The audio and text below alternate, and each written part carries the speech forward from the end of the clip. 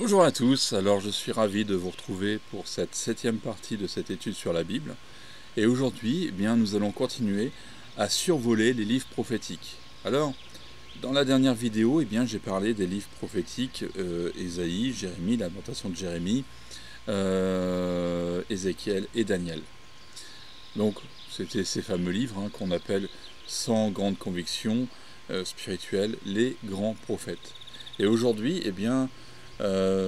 nous allons continuer à nous intéresser justement aux autres prophètes que l'on appelle à tort petits prophètes. Alors parcourons rapidement le livre d'Osée, premier des petits prophètes, le livre d'Osée. Osée, ça signifie salut. D'ailleurs, tout comme pour Josué et Jésus, leur nom c'est la même racine, ça signifie salut. Il a exercé son ministère en même temps que Ésaïe et Michée. Et il a commencé à prophétiser dans les années 750 pour finir en 722 avant Jésus-Christ. Il a principalement exercé son ministère sur Israël. Ainsi, nous comprenons mieux pourquoi le terme d'infidélité revient souvent. Dieu a demandé à Osée de prendre une femme du nom de Gomère, une femme qui est infidèle. C'est plutôt curieux, n'est-ce pas? Alors, ils eurent un premier enfant du nom de Jisraël, qui signifie Dieu sème, dans le sens Dieu sème qui l'éparpille. Puis un second enfant du nom de Lo-Rushama, qui signifie celle dont on n'a pas de pitié. Puis un troisième enfant du nom de Lo-Ami, qui signifie pas mon peuple. Alors, la vie personnelle de Osée est à mettre en parallèle avec la relation que Dieu a avec son peuple qui, je le rappelle encore une fois, est infidèle. Ainsi, dans le chapitre 2, nous pouvons voir les avertissements que Dieu lance sur son peuple. Et comme vous le savez maintenant, Israël sera déporté en Assyrie et il ne reviendra pas. Et ceux qui sont issus, là c'est une chose qui est importante, notez-le bien, ceux qui sont issus de ce peuple, ils deviendront plutôt les Samaritains. Et ainsi, nous comprenons mieux pourquoi, à la suite des avertissements et aux sanctions que Dieu lance sur son peuple, il y a une promesse de restauration. Seulement, cette promesse de restauration n'interviendra qu'avec Jésus. Souvenez-vous de la visite de Jésus à la femme samaritaine au bord du puits. C'est là. Alors, le thème principal du livre d'Osée, c'est la repentance, ce changement d'attitude que Dieu attend de son peuple. Intéressons-nous maintenant au livre de Joël. Le livre de Joël est très court. D'ailleurs, vous verrez que tous les livres prophétiques, c'est vrai que catégorie petits prophètes, vous verrez qu'ils sont assez petits quand même. Ils vont très très vite à lire. Il y en a certains qui n'ont qu'un seul chapitre. Alors, le livre de Joël n'a que 4 courts chapitres. Donc, il va très vite à lire. Joël, ça veut dire l'Éternel est Dieu. Alors remarquez cette terminaison L, EL, que vous retrouverez très souvent. Cette terminaison, ça signifie Dieu. Alors on estime qu'il a exercé son ministère pendant le règne du roi Joas, qui a pris la tête du royaume de Juda à l'âge de 7 ans. Donc Joël a exercé son ministère vers 835 avant Jésus-Christ, jusque dans les années 800. Dans un premier temps, Joël prophétise sur la future invasion du royaume de Juda, cette fameuse invasion de sauterelles. Dans le chapitre 2, il parle de la future captivité du peuple à Babylone. Et il invite donc le peuple à une repentance. Et il demande que le peuple entame un jeûne. Et dans la suite des versets, nous voyons que Dieu donne à son peuple des promesses. Promesses de prospérité, promesse que l'ennemi qui viendra du nord, qui est la Syrie, sera détruit, mais aussi promesse de l'envoi du Saint-Esprit que nous avons déjà lu. Vous connaissez ce texte qui nous dit que dans Joël 3, versets 1 à 2, « Après cela, je déverserai mon esprit sur tout être humain.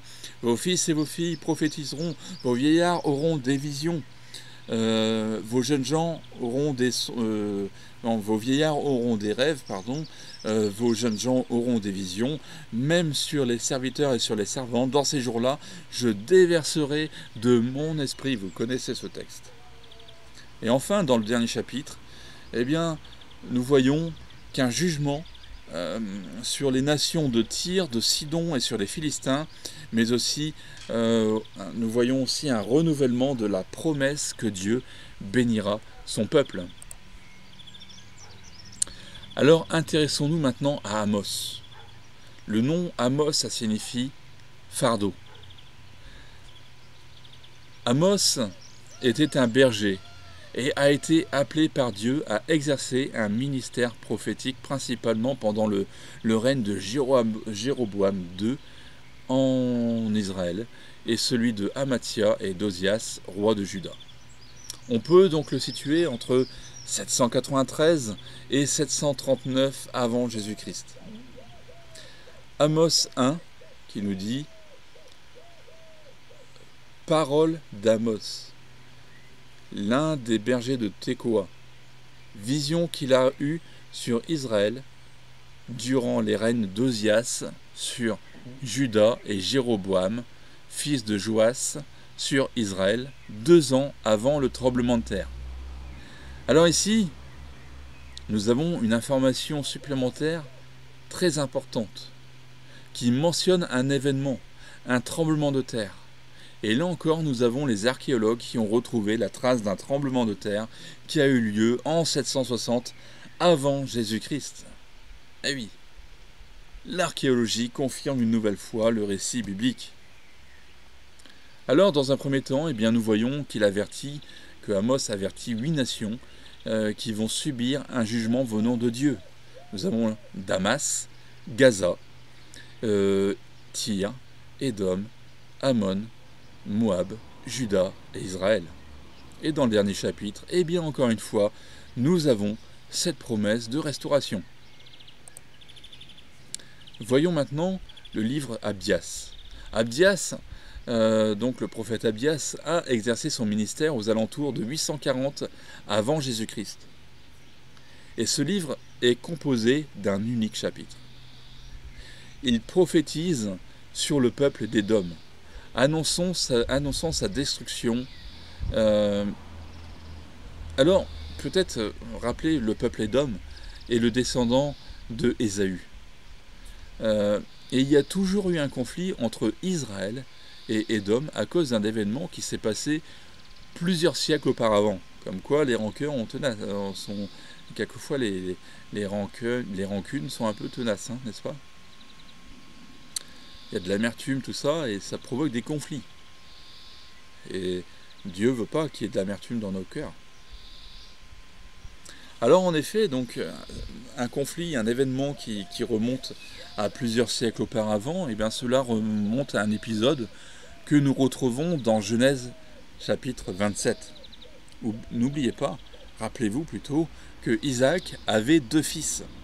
L'un s'appelait Ésaü, qui était l'aîné, et l'autre s'appelait Jacob, qui deviendra Israël.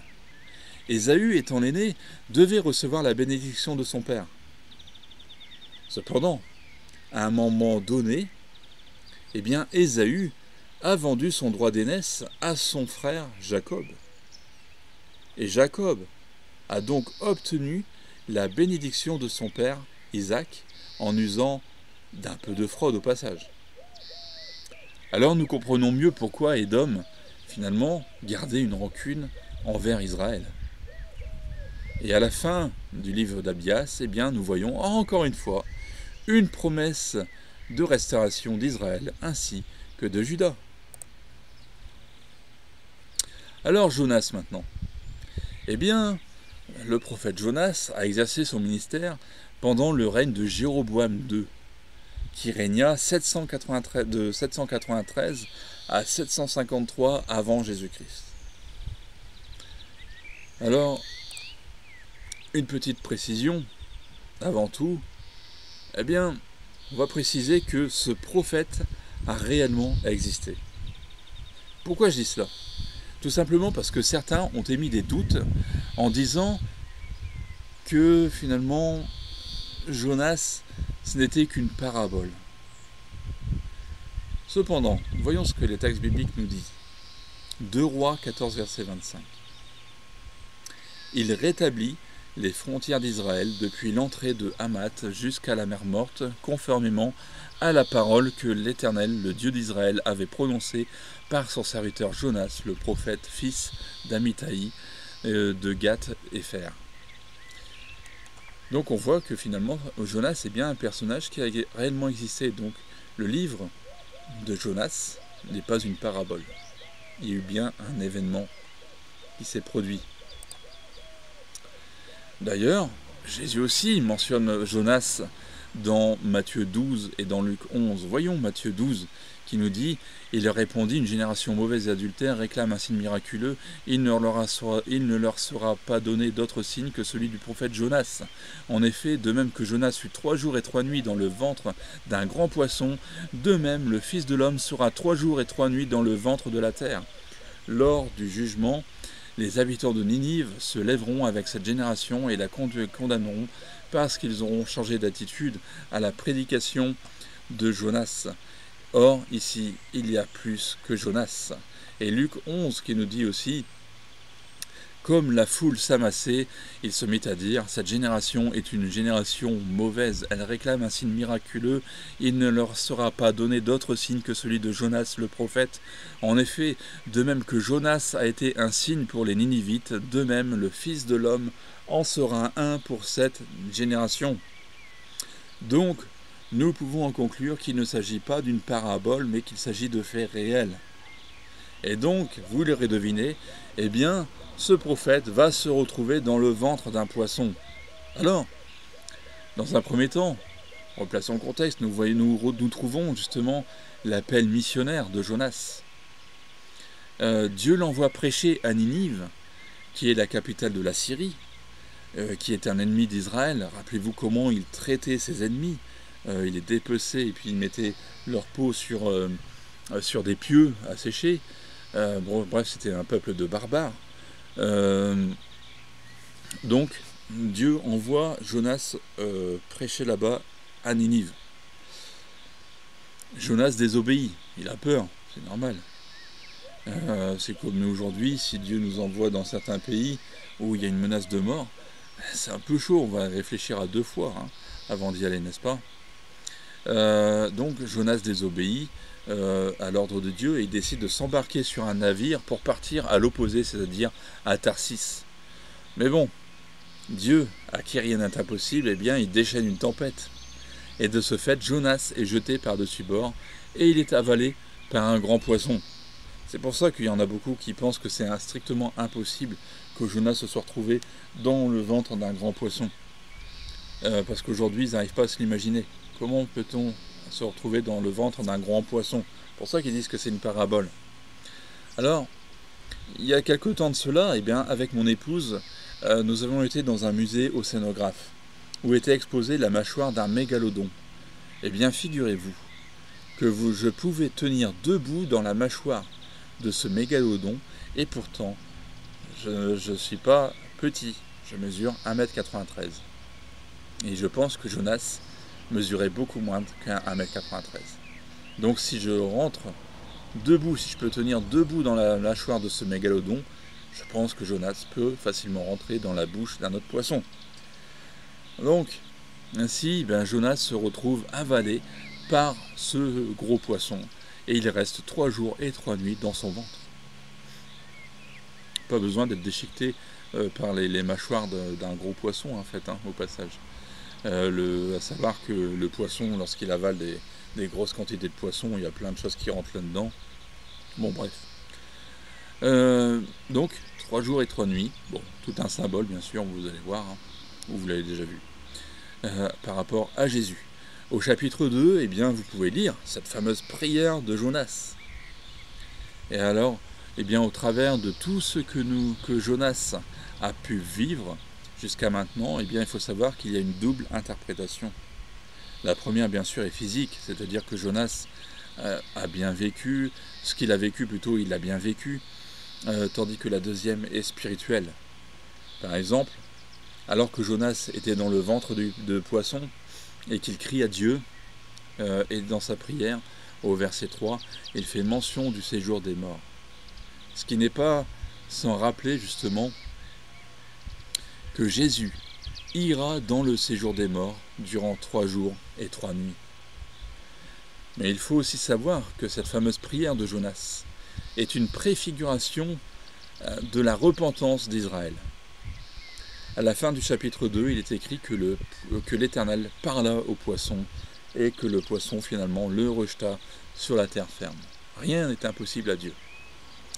Au chapitre 3, eh bien, nous voyons Dieu qui redemande une nouvelle fois à Jonas d'aller à Ninive. Bon, il a peut-être plus envie de se retrouver dans le ventre d'un poisson, alors cette fois-ci, Jonas s'exécute. Il voit que Dieu est plus grand que lui, que Dieu fait ce qu'il veut, donc Jonas s'exécute et il va annoncer à cette ville de Ninive qu'elle sera détruite dans 40 jours. Cependant, eh bien, ce peuple d'Assyrie, les Ninivites, finalement ont peur. Et ils proclament un jeûne. Ils se repentent. Et Dieu décide de ne pas détruire la ville. Alors ici, vous avez un exemple de prophétie qui n'est pas exaucée. Alors on pourrait dire aujourd'hui, tiens, Jonas, il a prophétisé, sa prophétie ne s'est pas réalisée, c'est un faux prophète. Mais non, quelquefois, il y a des vraies prophéties qui tombent. Dieu donne une prophétie de façon à ce que les gens sachent ce qui va se passer. Les gens se repentent, et bien du coup, Dieu qui est amour, Dieu qui est rempli de compassion, finalement change de ce qu'il voulait faire. Il revient sur ce qu'il voulait faire, et puis finalement, la prophétie ne s'accomplit pas. Tant mieux pour les Ninivites. Alors, au chapitre 4, eh bien, nous voyons que Jonas n'est pas content et qu'il devient plutôt dépressif et qu'il demande même la mort. Intéressons-nous maintenant au prophète Michée. Alors, Michée, qui peut aussi être traduit par Mika. Vous pouvez retrouver Mika aussi dans certaines traductions, ce qui était un diminutif de Micaiah. Et son nom signifie « qui est comme l'Éternel ». Alors, tout comme je disais tout à l'heure, pour la mention de El, pour Joël, El qui signifie Dieu, L-E-L, eh bien, cette mention de Yah, Y-A-H, signifie aussi Dieu. Yah que vous pouvez très bien retrouver dans Yahweh. Alors, Michée exerce son ministère aux alentours de 740 à 687 avant Jésus-Christ. Jotham, Akaz et Ézéchias étaient alors rois de Juda. Cependant, il a prophétisé autant sur Juda que sur Israël. D'ailleurs, dès le premier chapitre, eh bien, vous pouvez vous en apercevoir. Michée prononce des paroles de jugement sur Israël et sur Juda. Il y a tout de même, encore une fois, dans ce livre, une promesse de restauration, ainsi que la promesse de la venue du Messie que vous pouvez retrouver dans le chapitre 5. Voyons Naoum. Alors Naoum, ça signifie « qui a compassion » ou « consolateur ». Alors il a exercé son ministère entre 663 et 654 avant Jésus-Christ, donc durant le règne de Manassé, qui était un mauvais roi. Ce livre traite principalement de la future destruction de Ninive. Et donc, comme vous pouvez le deviner, il continue le livre de Jonas. Alors, dans un premier temps, eh bien, ce livre nous montre quelques aspects sur Dieu. Puis, le prophète s'adresse aux Assyriens, qui sont un peuple insolent, réputé pour la violence, je répète encore une fois, très violent. Et il déclare la future disparition des Assyriens. Il déclare la destruction de Ninive, capitale de la Syrie. Et donc, en effet, Ninive sera détruite en 612 avant Jésus-Christ. Et au XIXe siècle, là encore une fois, eh bien, les archéologues mettront au jour les ruines de Ninive. Très important. Encore une fois, l'archéologie confirme le récit biblique. Habakkuk maintenant. Habakkuk a exercé son ministère prophétique aux alentours de 600 avant Jésus-Christ, durant le règne de Joachim. Son nom signifie « celui qui lutte ». Alors dans un premier temps, eh bien, nous voyons le prophète qui s'adresse à Dieu au sujet de ce qu'il a vu. Il se plaint à Dieu de la violence, du péché, de disputes qui règnent sur le royaume de Juda. Et à partir du chapitre 5, du verset 5 plutôt du premier chapitre, eh bien, nous voyons que Dieu parle. Il dit qu'il fera venir l'armée des Chaldéens, c'est-à-dire Babylone, pour châtier Juda. Et ensuite, Habakkuk reprend la parole et demande pourquoi Dieu doit-il employer les Chaldéens, une nation qui est encore pire que celle de Juda, pour anéantir ce dernier. Et donc, au chapitre 2, eh bien, nous voyons que Habakkuk attend la réponse de Dieu. Habakkuk 2, il dit « J'étais à mon poste, et je me tenais sur la tour. Je veillais pour voir ce que l'Éternel me dirait, et ce que je répliquerais à ma plainte. L'Éternel m'adressa la parole, et il dit « Écris la prophétie, grave-la sur des tables, afin qu'on la lise couramment, car c'est une prophétie dont le temps est déjà fixé. Elle marche vers son terme, et elle ne mentira pas. Si elle tarde, attends-la, car elle s'accomplira certainement. » Et Dieu raconte ce qu'il adviendra des Chaldéens. Dans le dernier chapitre, eh bien, vous pouvez lire la prière d'Habakkuk et la confiance qu'il avait en son Dieu. Sophonie. Sophonie exerça son ministère prophétique pendant le règne de Josias, qui était un bon roi. Donc il exerce de 640 à 609 avant Jésus-Christ. Le thème principal du message de Sophonie est le jour de l'Éternel. Ça, c'est un point assez important. On le retrouve 7 fois. Pourtant, c'est un court chapitre, enfin un court livre. Alors, le jour de l'Éternel est un jour de jugement.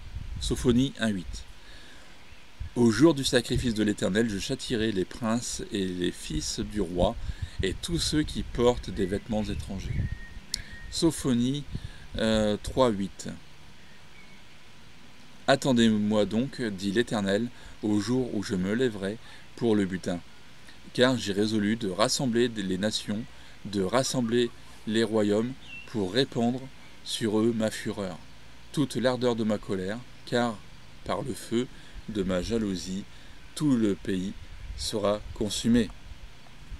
Mais le jour de l'Éternel est aussi un jour de bénédiction, comme on peut le voir dans Sophonie, chapitre 3, versets 9 à 20. Intéressons-nous maintenant au prophète Agé. Agé a exercé son ministère en 520 avant Jésus-Christ, la deuxième année du roi Darius. C'est le premier prophète à avoir exercé son ministère après le retour de la captivité à Babylone. Alors, rappelez-vous qu'à l'issue des 70 ans de captivité à Babylone, le roi Cyrus a autorisé les Juifs à repartir dans leur pays. Mais Jérusalem était détruite, et tout était à reconstruire. Il y avait donc une période de découragement. Et ici, dans Esdras 5, versets 1 à 2, et là je suis bien dans le livre d'Esdras, il est marqué « Agé le prophète et Zacharie », donc ils ont travaillé ensemble, fils d'Ido, le prophète, prophétisèrent aux Juifs qui étaient en Juda et à Jérusalem, au nom du Dieu d'Israël. Alors Zorobabel, le fils de Shealtiel, et Josué, fils de Jotsadak, se levèrent et commencèrent à bâtir la maison de Dieu à Jérusalem. Et avec eux étaient les prophètes de Dieu qui les assistaient. Ainsi, eh bien, nous voyons dans son livre qu'il adresse 4 prophéties. La première, c'est un reproche, parce que les Juifs ne se sont pas occupés du temple qui est encore en ruine. Et c'est pour cela qu'ils vivent une période de stagnation. De ce fait, eh bien, le peuple reprend la construction du temple. La deuxième prophétie est un encouragement pour le peuple afin de lui donner de l'assurance que Dieu est présent au milieu d'eux. La troisième prophétie est une mise en garde, parce que les sacrifices qui sont offerts sur l'autel ne peuvent pas être considérés comme purs tant que le temple n'est pas terminé. Et la quatrième prophétie est une promesse de bénédiction. Voyons maintenant le prophète Zacharie. Zacharie veut dire « l'Éternel se souvient ». Et nous venons de lire dans un texte d'Esdras à l'instant, qui mentionne son nom avec celui du prophète Agé que nous venons de voir. D'accord ? Donc on a lu son nom, Zacharie. Et de ce fait, eh bien, Zacharie a commencé un ministère prophétique en 520 avant Jésus-Christ, et donc en même temps qu'Agé. Alors dans un premier temps, Zacharie invite à une repentance, il invite à une obéissance. Et ensuite, il nous présente 8 visions qui ont pour but d'encourager le peuple à reconstruire le temple, mais aussi qui sont des avertissements pour les autres nations. Les autres chapitres, eh bien, nous parlent de la venue du Messie. Et enfin, je parle du livre de Malachie. Malachie, le dernier prophète. Malachie a exercé son ministère dans les environs de 470 à 460 avant Jésus-Christ. Donc c'est le dernier prophète de l'Ancien Testament. D'ailleurs, le livre de Malachie, c'est le dernier livre de l'Ancien Testament. Et son nom, ça signifie « mon messager ». Dans son livre, il traite des mêmes problèmes qui sont rencontrés du temps de Néhémie. Dans un premier temps, Dieu lance au travers de la bouche de Malachie des accusations envers son peuple. Et ainsi, nous voyons que Dieu accuse les sacrificateurs de ne pas l'honorer ni le craindre, qu'ils méprisent Dieu en apportant des offrandes impures, des animaux qui devaient être sacrifiés. Rappelez-vous, les animaux devaient être sacrifiés, devaient être sans défaut, et là, ils offrent des bêtes boiteuses et infirmes. Bref, ils se moquent totalement de Dieu. Dieu leur reproche aussi les mariages avec les femmes païennes, alors que Dieu leur avait interdit. Il leur reproche aussi de s'éloigner de lui. Et donc, il invite son peuple à revenir à lui. Et Dieu leur rappelle aussi leur infidélité concernant les dîmes et les offrandes. Puis, Malachie, qui termine son livre en parlant du rétablissement du reste, du reste fidèle, mais aussi du jugement des méchants. Alors au chapitre 3, versets 20 à 21, eh bien, nous avons aussi une promesse de la venue du Messie. Alors, il se peut que vous la trouviez, cette promesse, dans un 4e chapitre dans certaines traductions. Et donc, là ici, dans le chapitre 4, ces versets, vous les retrouvez au verset 2 et 3. Alors, petite parenthèse, mais ne vous inquiétez pas, parce que ce n'est pas parce que vous retrouvez que dans certaines versions, il y a un 4e chapitre, qu'il y a des rajouts, et donc que vous qui avez une version avec 3 chapitres, il y a des oublis. Non, vous inquiétez pas. C'est juste une autre manière de classer les livres, les chapitres et les versets. Donc ne vous inquiétez pas, du coup, dans ces traductions où il y a le chapitre 4, eh bien, vous verrez que le chapitre 3 est beaucoup plus court, mais qu'il est contenu dans le chapitre 4. Bon, ça n'enlève à rien, la parole de Dieu, c'est juste certains biblistes qui ont voulu le mettre ainsi. Alors, d'ailleurs, peut-être aussi encore une précision à ce niveau aussi, c'est que, tout comme dans certaines Bibles, eh bien, vous ne trouverez pas l'ordre courant des livres. Par exemple, moi j'ai une Bible qui termine l'Ancien Testament par le livre de Job, alors que vous avez vu que nous avons Job, Psaume, Proverbes, etc. dans le livre courant, enfin dans l'ordre courant. Voilà, donc je ferme cette parenthèse. Et pour finir, nous avons un encouragement à l'obéissance. Ça me fait penser que j'ai peut-être pas lu ce passage. Donc Malachie 3, versets 20 à 21. Mais pour vous qui craignez mon nom, le soleil de justice se lèvera et la guérison sera dans ses rayons. Vous sortirez en bondissant comme des veaux d'une étable. Vous piétinerez les méchants, car ils seront comme de la poussière sous la plante de vos pieds, le jour que prépare, dit l'Éternel, le jour que je prépare, dit l'Éternel, le Maître de l'univers. Voilà, donc une magnifique promesse de la venue de Jésus encore une fois. Et donc voilà, la rédaction de son livre se termine en 397 avant Jésus-Christ, et alors débute une nouvelle période.